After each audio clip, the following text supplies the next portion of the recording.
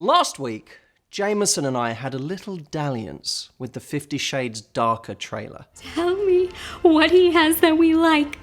Besides money, muscles. Ooh, drama. This whole sequence is turning into my favorite, which is great. We spoofed it. We made some fun of the relationship. Here's what you thought of it. Brittany B. Love that you point out how ridiculous these movies/books are. Runaway says, Dear Matthew, thank you for always being the voice of reason. Kataki says, didn't know you were good at comedy too. Well, now you know. Shah says, OMG, why are you so funny, Matthew? Well, why are they all saying that? I can be funny. Sindhu says, I love Matthew's American accent almost as much as his Australian one. You guys know that I'm actually English, don't you? And funny. Alicia says, oh, here goes Mr. Hussey, aka Mr. Vanilla, making fun of the 50 Shades again. Shake my head.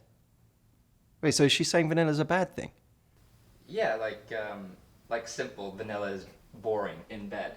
Or is it simple? Doesn't make it boring. I'll be honest, Matt, I've never seen you this defensive about a comment. Defensive how? You haven't seen me in bed. No one has.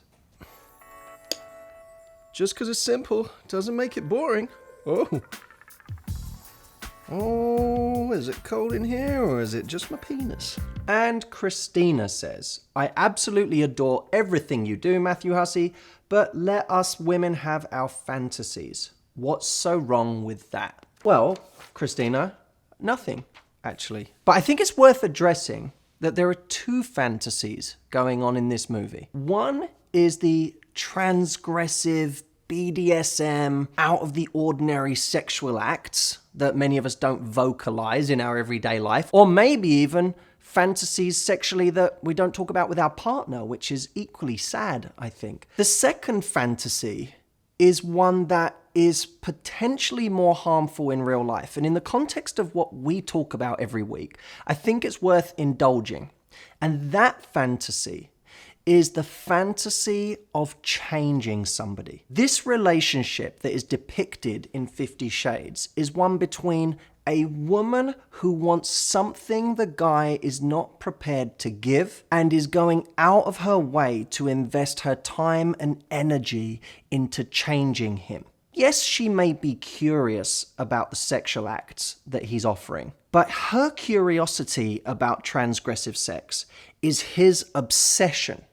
It's not her obsession. And the reason she indulges it to the extent that she does, unless you feel like I've got this wrong, is that she wants more with him. There is literally a moment in the first movie where Christian has talked about all of the things that he won't do. He won't sleep in the same bed as her. He won't go on dates with her. He won't have a normal romantic relationship.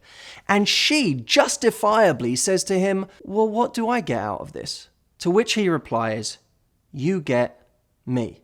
Perhaps one of the most narcissistic responses someone can possibly give. Saying on one hand, I will meet none of your needs.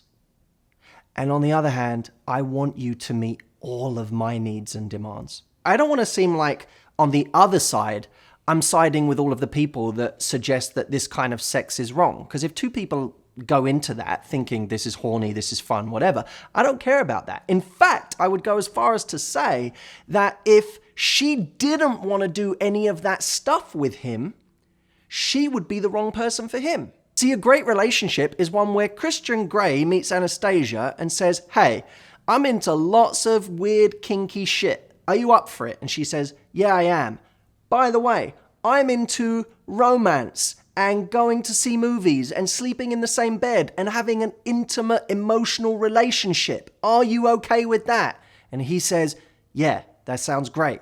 And then they have an amazing relationship where they meet each other's needs. If either one of them can't meet that criteria for each other, they're probably the wrong person. And this isn't me bashing 50 Shades, it's entertainment. What I'm concerned about is the real life version of this that people play out, men and women alike.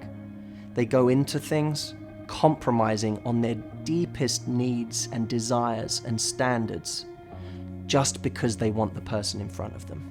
So for Anastasia, this entire relationship is predicated on her fantasy that this man will change to become what she wants, which is just about the most dangerous bet anyone can make in a relationship. I call this bet the one-day wager. The one-day wager. Trading in your time, energy, emotions, and intimacy on the hope that the person you're giving it to will one day become what you want them to be. I'm not saying that the one-day wager is wrong, but it is really, really, really risky. Everybody has a story of somebody they know that held out for somebody to change a trait about themselves, or make a bigger commitment, marry them, suddenly want kids, whatever it might be, who are now in despair, depression, really tumultuous places internally because they feel like they gave so much time to somebody who never changed. And if they'd have paid attention to the warning signs along the way, they realized they could have seen that for themselves.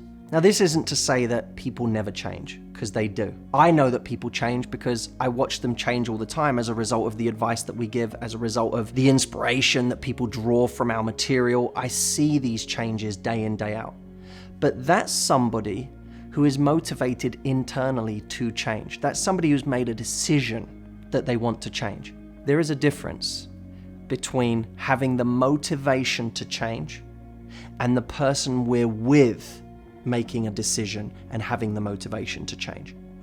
And I'm going to leave you with a line right now that is going to sum up that distinction. Consider how hard it is to change yourself, and you'll understand what little chance you have in trying to change others. That is a profoundly damning quote when it comes to hoping that the person we are in a relationship with will change just because we think it's important they change. Now, it's a different thing if someone we love recognizes that we really want them to change, and as a result of their love for us decides fundamentally that it is paramount to them that they change. But until it becomes paramount to them and not just paramount to you, that change will only be momentary. It will not last if it comes at all.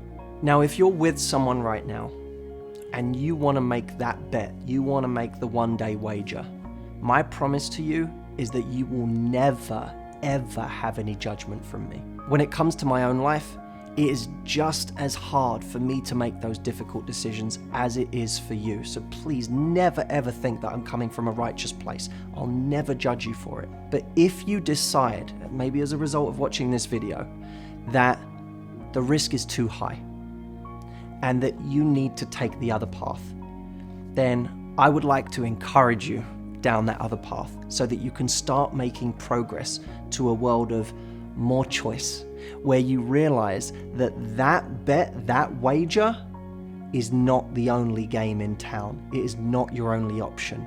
There are many other options, wonderful options, better options down this path where the stakes will be so much lower and the payoff so much higher.